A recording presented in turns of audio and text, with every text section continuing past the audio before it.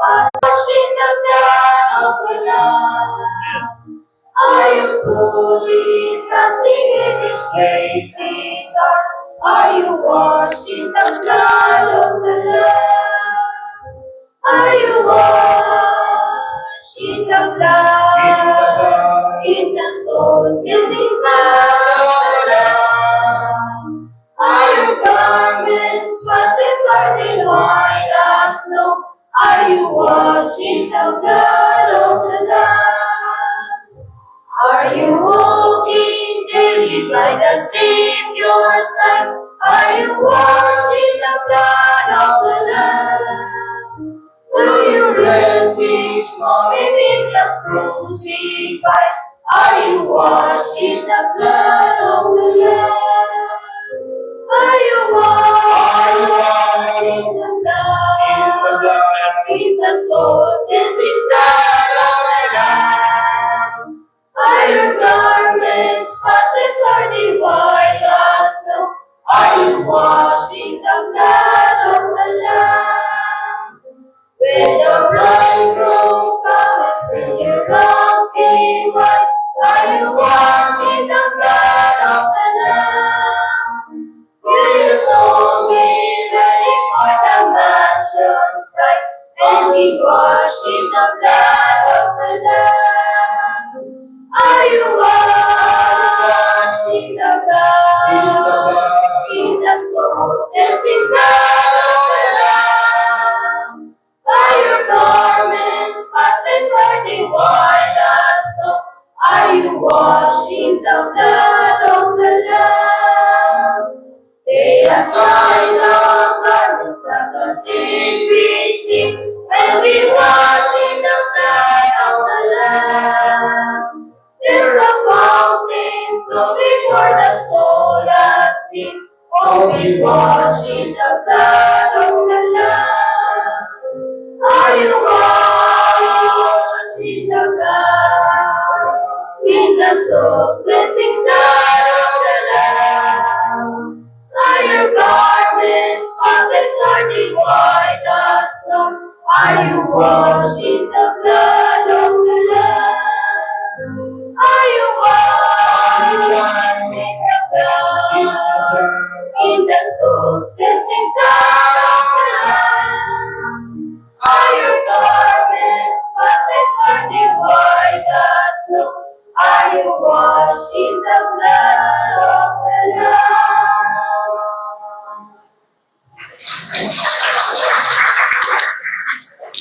Amen. Sabi po tayo. Kailangan po kayo ay naugasan ng dugo ni Kristo. Amen. Kung kayo ay covered by the blood of the Lamb, protected po kayo na higit sa lahat ng kampo ng impyerno. You are safe. Galatians chapter 5. Galatians chapter 5 verse 16. Sa inyong mga Bible. Galatians 5:16.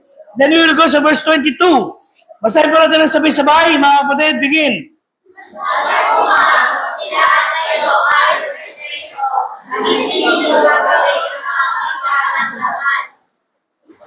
Verse 22 and 23.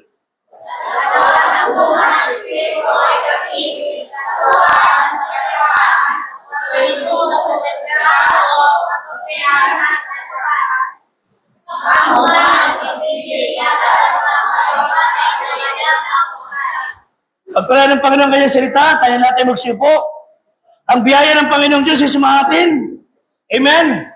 Sa pangalan ni Kristong Diyos at tagapagligtas. Ang Kristiyano ay mayroong dalawang choices.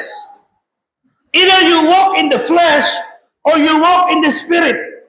Ibig sabihin sa ating buhay bilang Kristiyano sa ating panahon, madalas tayo ay nakalalakad ayon sa takbo ng ating laman. Sinusunod ang gusto ng ating katawan, sinusunod ang ating kagustuhan, na hindi iniisip ko ano sasabihin ng Diyos. May mga tao tayong kasama sa church, wala ngayon, for so many reasons. Legitimate, godly reason, but some, dahilan sa, ayoko talang makita si Pedro. Diyan mag-church. We have the choice to walk in the flesh, na kapag meron kang nakatampuhan pagigilitihan mo ang church.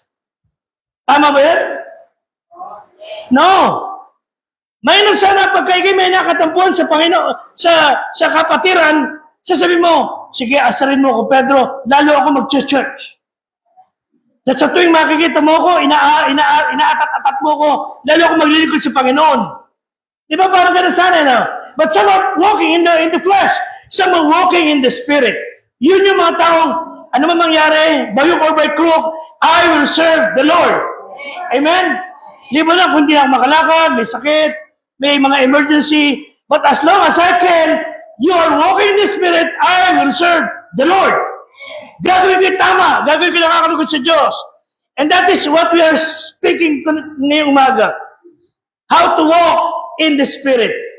Para tayo lalakad ng ayon sa kagusto ng Diyos. Di ba mainam yan?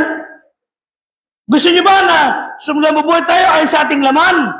Okay lang, saya-saya, masaya-masaya ka, nag-ayhay ka, pero sa dulo ng iyong buhay, sasakit ang katawan mo, dahil harap ka sa Diyos, yung buhay mo hindi mo inayos. Or, ngayon pa lang sabihin ko ng Panginoon, the best I can, by your grace, I will walk in your spirit.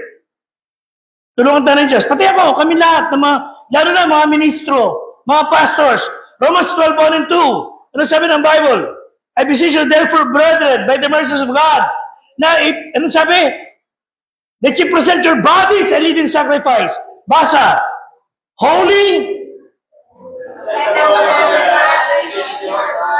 Okay, God wants you to offer your body. Gusto mo maglingkod sa Diyos? Pero ayaw mo ipagamit yung katawan. Walang ganon. If you want to serve God, use your body. Why? That's the temple of the Holy Spirit. Amen? Temple of the Holy Spirit yung katawan. Kung talagang gusto mo sa Diyos, serve God with your body as a sacrifice. Banal, katanggat-tanggat sa Diyos. Okay, sabi sa verse 2, sabi sa Tagalog natin gawin. Yung katawan mong yan, yung ugali mong yan, ano dapat mong gawin? Basa.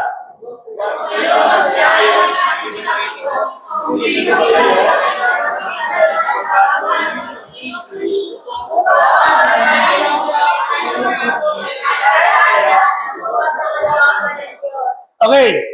Huwag kayo makiayon sa mundo. Ano gawa ng mundo? Huwag niyo aayunan. Magbago kayo ng isip.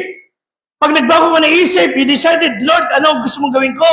Then malalaman mo kung ano mabuti, kayaya, at lubos na kalooban ng Diyos. Sino ba ayaw sumunod sa kalooban ng Diyos? Sige nga. Sino ayaw sumunod sa kalooban ng Diyos? I want to do God's will. Sino gusto sumunod sa kalooban ng Diyos? Of course tayo. Lahat tayo.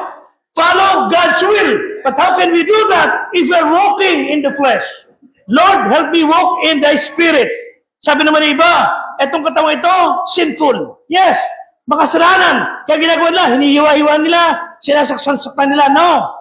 Yes, this flesh is sinful. Pero this is also the temple of the Holy Spirit. Ba't mo sasaktan? Sabi ng 1 Corinthians 3:16, if I'm not mistaken, pag sinaktan mo ang katawan na yan, giniba mo, gigibain ka ng Panginoon. Okay, tinya, templo ka ng Holy Spirit. Verse 17. Basa.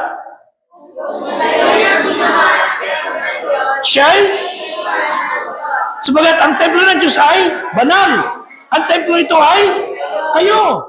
This is God's temple. Ba't mo sisirain sa bisyo? Ba't mo sisirain sa mga kabulustugan? Ha? God will destroy you. Hindi mo pag-aari ito sa Diyos to. Amen? Ang problema lang, yung puso natin, yung puso ng tao, ang makasalanan. Siya nagdidikta kung ano gusto ng laman. Kaya dapat yung puso magtino. Kasi pag matino ang puso, aayon ng laman. Aayon ng katawan. So because this body in which we live is the temple of God. By the way, ito rin itong katawan, ang tinirahan ni Kristo. Wala nga lang kasalanan. Yung katawan itong kinalalagyan natin, ano pang klase ito? Dinidikta ng puso. Mark chapter 7, 21 to 23. Mabilis lang, basahin nyo. Bakit may body language ka na hindi tama sa Diyos? Ba't may mali kang ginagawa? Ba't hindi tama ang ginagawa at inaasal ng iyong katawan? Ito dahilan, basa. Sapagkat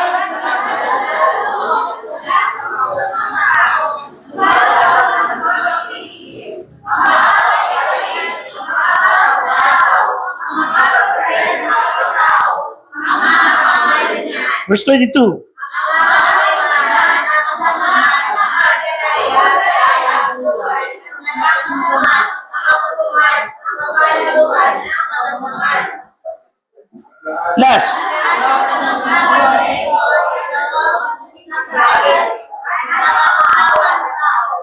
So lahat ng iyan galing sa puso at nahahayag yan sa ating laman. So kung ano yung body language, ang hilig kay kalukuhan, kasalanan, dahil yun po ang laman ng puso. Kaya si Kristo dapat tanggapin sa puso para malinis ang kanyang puso. Amen? Pag si Kristo nananahan dyan, makita mo, iba body language. Nakakita na kay laseng. Pa-SS lakad. Paano puspusan ng espiritu ng demonyo? Pag subukan mo yung tao, puspusan ng espiritu ng Diyos, diretso lakad. Ganun kasimple. Pag ang katawan natin ay pinagagamit natin sa Diyos, yung puso ay nakatuon sa Diyos, you decided to walk in the Spirit, diretso lakad mo. So dito ay dapat na magpadikta sa puso natin liko. And I can assure you, on the basis of God's Word, if you have sin in your heart, the flesh will manifest. Pag mayroong puso na puspos ng kabulustugan, kalukuhan, it will be manifested by your flesh. Pero, pag yung puso nga ay binago ni Kristo, nagbago ang laman, ang bagay tungkol sa Panginoon ay nandiyan, it will also be manifested in your body. Kaya pag ikay tunay Kristyano, Sunday, wala ka na pupuntahan. Church ako. Kaya wala ka na pupuntahan pagka wala ka ng kaabalahan. Wala na emergency. Church ako. Pag kami nakita kang tao, mahabag ka, gusto mo siyang bigyan ng babasahin, gusto mo agad tulungan. Hindi yung pag nakita mo, pagmumukha mo, gaganin mo ka agad. Tapos, kala mo, maganda lalaki ka pa sa akin. Ganun. Naaasar ka agad. Bakit? Ang puso mo puno na kayabangan.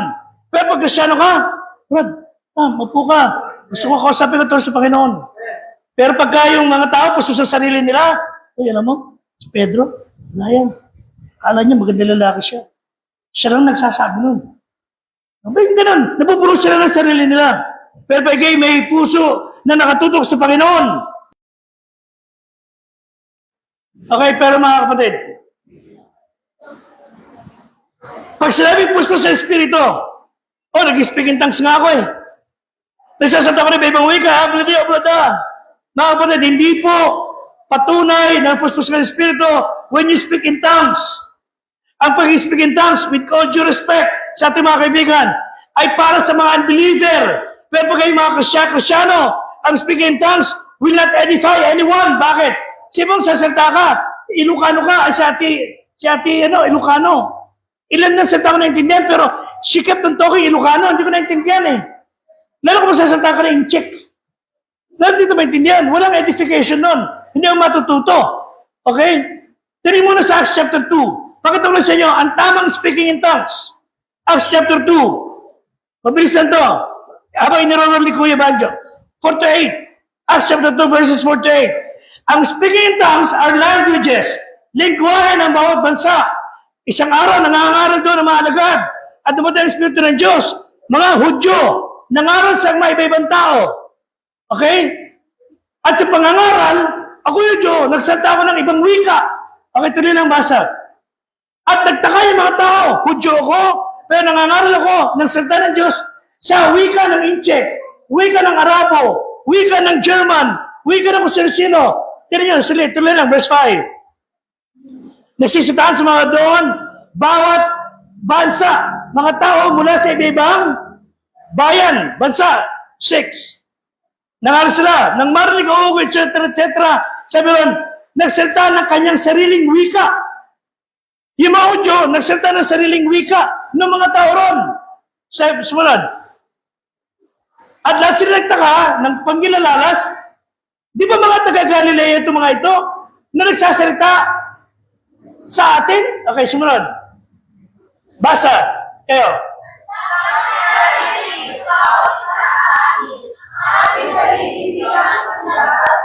Yan ang speaking in tongues. Nagtitipon-tipon, hindi mga Kristyano mga tao, at nagsalita yung mga nangangaral ng salitang naiintindihan niya. Mula sa China, Hapon, nagsalita sila ng wika natin. Hindi naman sila taga-ron. Sumunod sa verse 9. Okay? Iba-iba pa. Sige, sumunod yan. Hanggang sa, ibig sabihin, nagsasalita sila ng wika ng mga tao yon. Ang sinasabi natin mga kapatid, ang pagsasalita ng ibang wika para matinig niya ang ebanghelyo sa kanyang lingwahe. Kasi kung ito ay Ilocano o Chabacano, hindi siya marunong ng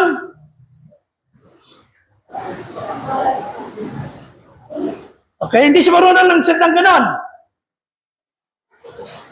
Hindi niya maintindihan ang Ebanghelyo. Amen? Nasa Mindanao kami minsan. Tagalog ako. Ilan lang ang salita ko alam. Sino Cebuano? Cebuano. Taas ang kamay. Okay, sabi ko, si Kristo, idawaton o isalikway. Dawaton sa inyo kasing-kasing o isalikway. Ano ibig sabihin? Tanggapin si Kristo o tanggihan. Bilangan ko. Dahil hindi ko na alam. So para maintindihan yung pangangaral, kailangan yung salita nila ang ipapangaral namin. Amen? So yun ang speaking in tongues. Tila niya, 1 Corinthians 14. Okay, 1 Corinthians 14. Verse 18. Yun sabi ng Bible, basa.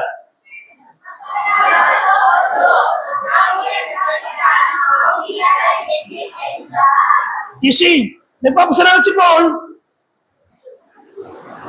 na ako'y nagsasalita ng mga wika, naigit sa inyo lahat. Tingnan mo sa verse 19. Basa.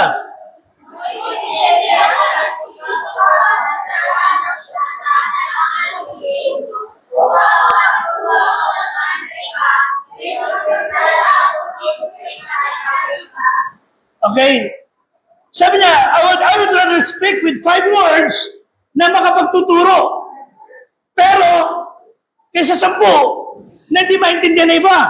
Verse 22, basa. Ayan na siya. 22, begin, basa. Kaya nga,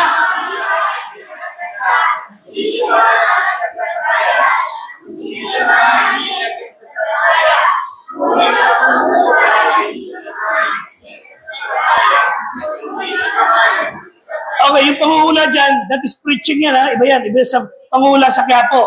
Kaya sabi niya, no, ang wika, ang pagsasalita na iba yung wika, ay tanda sa mga hindi nagsisasampalataya. Kailangan magsasalita na ibang wika para maintindihan nila yung salita ng Diyos sa wika nila. Ando kami sa Hong Kong, punta kami sa Kowloon Park, ang dami iba-ibang bansa ron. Maintindihan ba pag sa taong Tagalog? No. So I have to speak in another tongue. Ano? English. Kailangan magsalita ng English na nagkakaintindihan kami. Okay? Para ma-share na Ebanghelyo. Pero yung pangangaral, yung pangungulang niya, yung prophecy, para sa mga Kristiyano. Ang sinasabi ko ng mga kapatid, hindi ko man nag-speak in tongues ka, nagsasalita ka na ibang wika, lalo na yung mga sinasabi sa mga grupo ng mga ibang born again, puspos ka na ang Espiritu. No way! Ang tatak, ang tanda na ikay puspos sa Espiritu, lumalakad ka ng diretso, ayon sa kalooban ng Diyos. Okay? Akala na, puspos ng Espiritu. 3 bagay lang. 1, pagka puspos ka ng Espiritu, you are walking in the flesh, you have a controlled life. Kontrolado ka ng Espiritu ng Diyos. You are completely controlled by the Spirit of God. Galatians chapter 5. Balik tayo sa verse 22. Galatians chapter 5, verse 22. Basa. Datapot?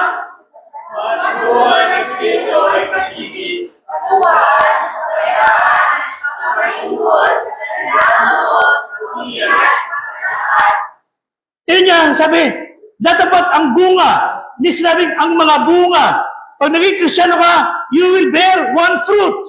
Yung fruit na yan, may mga bunga-bunga ba yan? Ano yung mga bunga? Pag-ibig, katuwaan, etc., etc. Hindi yung pag naging Kristiyano, bunganga. Pag hindi Kristiyano, bunganga. Pero pag Kristiyano, may bunga. At ang bunga yan ay sama-sama. Pag-ibig, katuwang, kapayapaan, pagpapanood, at marami pang iba. So, ang sinasabi natin dito, ang Holy Spirit, magbibigay ng isang bunga sa iyo, at yung bunga na yun ay maraming revelation sa iyong katawan. Matututo kang magmahal sa kaluluwa. Magkaroon ka katuwaan. Matututo kang maging payapa. You will be gentle, good, etc., etc. Ano una? Love. Pag sinabi ni Paul na yung isa yan sa bunga ng pag-ibig ng Espiritu, you will feel love sa kaluluwa. Sabi na may inis sa kapitbahay mo, sasabihin mo na lang, siguro kailangan ko akayin na lang to, kasi mapunti sa impyerno to. Because of love. 1 Corinthians 13, verse 13. Ano sabi ng Bible? The greatest of this is love. 1 Corinthians 13:13. Ang dakila ay pag-ibig. Pangalawa, joy. Ito yung kagalakan mula sa loob. Hindi ka nagiging masaya dahil maganda paligid. Eh paano pa hindi na maganda paligid? Paano? Masaya ka pag may natatanggap na regalo. Pero pag wala natatanggap na regalo, nakasimangot ka na. Ang joy mula sa Diyos, with or without gift, with or without blessing, you are happy. Masaya ka for others. Hindi yung, hirap ng pedon to, may bago na ng sapatos ah. Madapaksa na. Di ba? Pagka naisip ko, you have no joy. Pero, God, buti lang may sapatos ka. Kahit yung akin, butas-butas, malaga may sapatos ka. Siyempre, dalawa tayong pagtatawanan sa labas. Ako na lang. Di ba?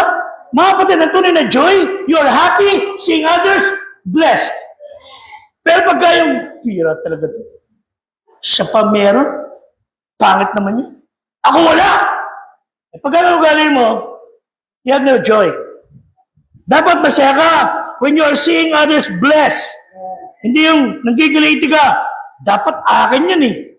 Alam nyo, sa totoo lang, pag gano'n yung kalooban, mapasaya man yung hinahangad mong meron siya, you will never be happy pag meron ka. Bakit? Ang isang tao na walang katuwan sa puso, walang kasiyahan. Walang kasiyahan. Peace. Ano sabi ng Bible? Peace. Kaya sabi na, Greek word na Irene at saka Shalom.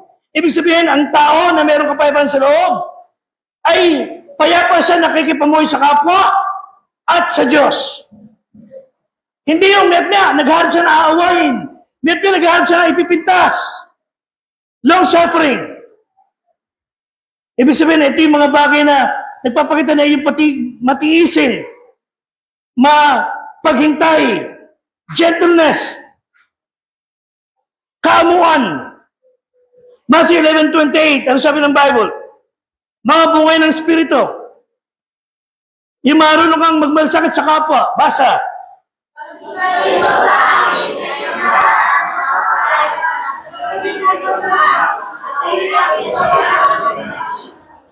Okay? Matuto tayong magmalasakit sa kapwa. Ano pa? Goodness. 1 Corinthians 10:24. Yung bang you are always thinking of others. Yung kapwa, mahal mo sa buhay. Ikaw na huli. Hindi yung pagka lahat ng bagay meron dyan, ikaw nang unang pumutol. At siya yung pinakamalaki. Mga kapatid, tandaan niya, pag kayo ang naputol, alam sa mga kapatid, kayo ang may karapatang pumutol, hindi ko pipili, siya. Amen? May mga tao siya na pumutol, siya na naghiwa, siya pa pumili. Eh, mandurugas, hinati, nalamang sa kanya. Mali, pa ikaw ang hiwa o hati, siya pipili. O gusto mo lamangan ka? Nasa sayon. Pero pag yung pumahamate at siya pipili niya malaki. Eh di pantay mo na hati. Ako yung ibig sabihin? Pagka may hatihan, may biyaya, ang taong merong goodness, kindness, sige kayo na mauna, mamaya na ako. Nagpapareha, mababa loob, Colossians 4:6. Ay, basahin mo natin ito, sorry. Ito muna, 1 Corinthians 10:24. Chapter 10, verse 24. Okay, basa. Huwag.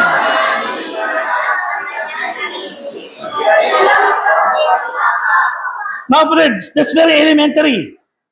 Huwag kang makasarili. Huwag sarili mo muna inuuna mo. Unahin mo yung kakabuti ng iyong kapwa. Uunahin mo yung ikapakinabangan ng kapwa. Hindi yung lahat na lang bagay gusto mo iyo lahat. Ang tawag sa aming bayanan, mandurugas.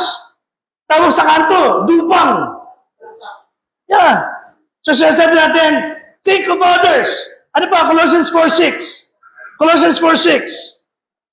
Basa.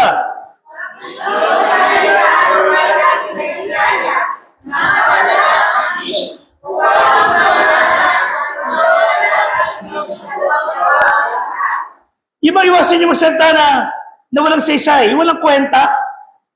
Magkukwento ko dapat may kwenta. Okay? So sigapin natin mga salita, may lasa, may asin, may saysay. Okay? Sumunod, ang bunga ng Espiritu, 1 Corinthians 4:2. 1 Corinthians 4:2. Basa.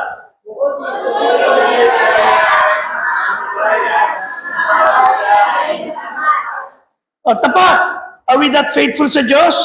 Tapat ba tayo sa pinagkatiwala niyang biyaya sa atin? Ang bunga ng Espiritu, tapat. Pag may biyaya, Panginoon, yung ibibigay ko sa iyo, ang unahin ko.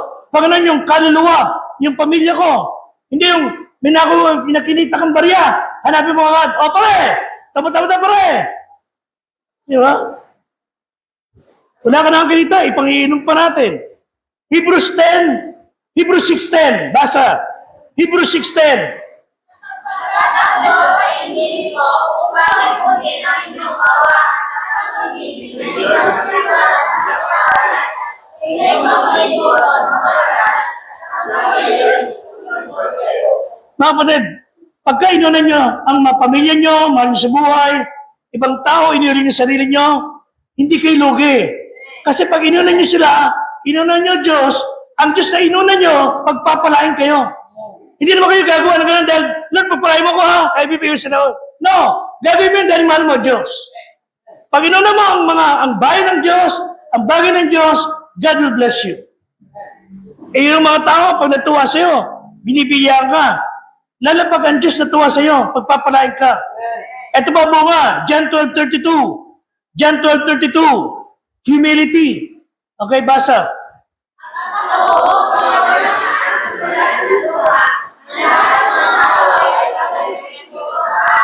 Sa ating buhay, walang dapat may taas kundi si Kristo. Sa mga pastor, pangangaral, walang may taas kundi si Kristo. Walang dapat na ipahayag kundi siya. Siya mapupurihan, siya ay mataas sapagkat siya ay Diyos. Tulungan tayo ng Panginoon. Pagpalain man ako ng Panginoong Diyos, I will not put anything na maglalagay ng papuri sa tao ito. Walang kwenta. Nakakapangilabot. Na makita mo nakaupunta sa napakamamahaling mga sasakyan, and yet may mga miyembro ka nagugutom.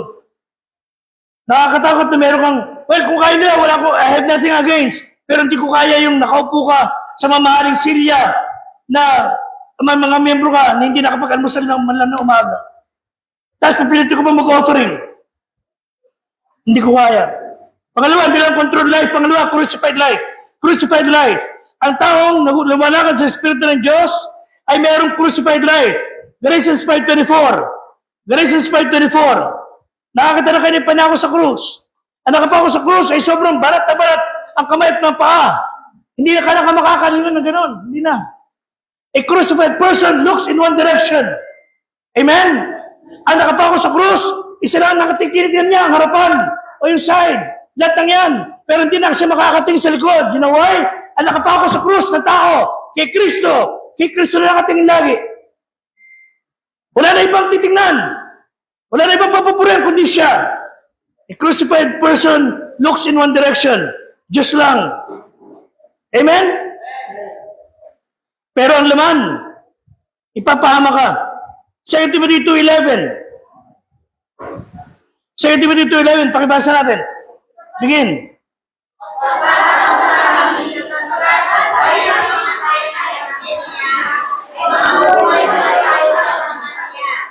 Pag kay nakapakong kasama ni Kristo, mamamatay ka, nakasama niya, mabubuhay ka muli, nakasama niya. Galatians 2:20. Isa sa paborito kong tarata. Galatians 2:20, basa. ako'y napako sa krus na kasama ni Kristo. Ang hindi ako ng buhay, si Kristo ang nagsursay sa akin. Ang buhay na inubuhay ko sa iyo, salamat na inubuhay ko. Sa pananampalataya, ang pananampalataya ay Diyos ang Diyos.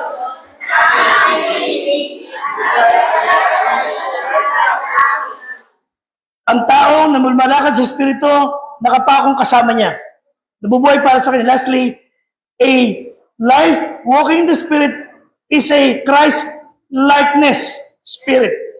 Christ-likeness life. Isa na lang, Galatians 5:26. Ito naasain ng lumalakad sa Espiritu. Basa, huwag tayong maging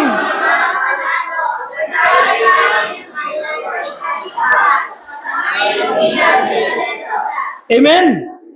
Huwag mag-iingitan, huwag nagpo-provoke sa galit, huwag niyong pinaprovoke ang kapatid niyo magalit sa iyo, huwag mo pinaprovoke na maingit sa iyo, huwag kayong mag-inggitan. Huwag. Dahil hindi yan ang lakad ng Panginoon.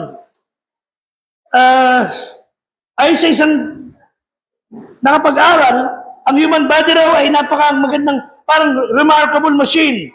It can maintain constant temperature na 98.6. Ano man ang weather condition? So, napapanatili na ating katawan yung degree na kailangan para mabuhay unless malala yung pagkakalagay niya sa hindi maganda. Ano ibig sabihin? Yung Holy Spirit na nasa atin is able to maintain a good life, a good example. Sana makita sa atin kung paano mabuhay na lumalakad sa Espiritu. Meron akong video sa inyo after this. Isang babae na Kristiyano, sumusuway sa Diyos. Sa pagsuway niya, kinakausap pa rin siya ng Panginoon. Pero, sumusuway siya. Wala sa pinagkaiba sa ibang kabataan na puro lakwatsa, layaw, gimmick. Pero Kristiyano siya. Sa araw, inayos siya ng crush niya. Punta siya sa gimikan, sayawan sila. Sa gitna ng kanilang pagsasayaw at pagliliwaliw, sinabi sa kanya ng Diyos, kausapin mo siya tungkol sa akin. Natinig niyan. Nadama niya. Sabi niya, napaka-enjoy ko naman, Lord. Ba't ko kakausapin? Kausapin mo yan. Nadama niya na medyo kinakausapin siya ng Diyos sa seryoso. Kausapin mo yan tungkol sa akin. So, nakinig siya. Sasayaw sila. Habang minimum na lagay, sayaw sila. Sabi ng babae, ano, Pedro, Christian ka ba? Sabi ng lalaki, Christian ako? Kung Christian ba ako, makikita mo ba ako rito? Nakuha niyo ibig sabihin? Napaya siya nun. Kung Christian ba ako, makikita mo ko rin sa lugar ng inuman? Kung Christian ba, makikita mo ko sa sayawan, sa kalokohan? Kung Christian ako, hindi kaya. Hindi. Ano kung Christian ako, makikita ka ba sa lugar na kinalalagyan mo ngayon? Kumusta ang Diyos mo pag kayo nag-iisa? Nasaan ka pag malaya ka pumunta kung saan? Kung Kristiyano ka, we all must walk in the Spirit. Tayo tumayo. Tulungan tayo ng Panginoon.